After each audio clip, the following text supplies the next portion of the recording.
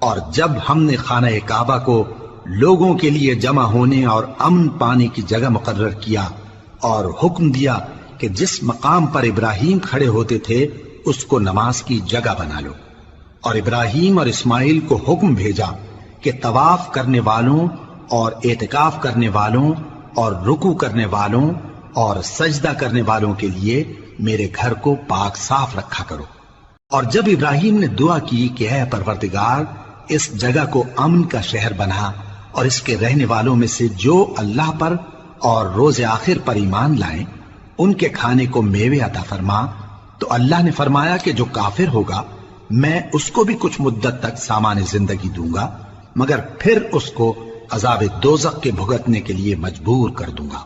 اور وہ بری جگہ ہے۔ اور جب ابراہیم اور اسماعیل بیت اللہ کی بنیادیں اونچی کر رہے تھے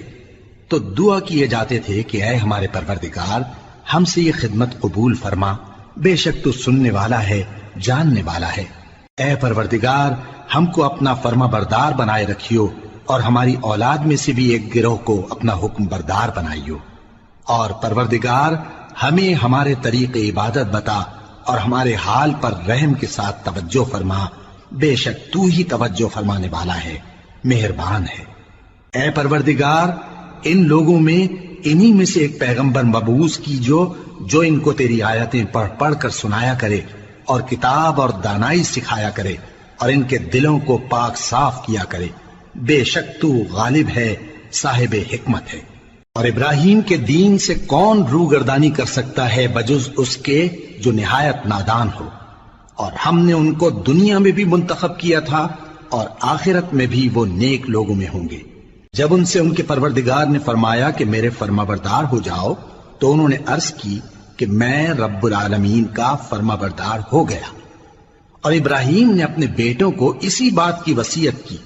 اور یعقوب نے بھی اپنے فرزندوں سے یہی کہا کہ اے میرے بیٹو، اللہ نے تمہارے لیے یہی دین پسند فرمایا ہے،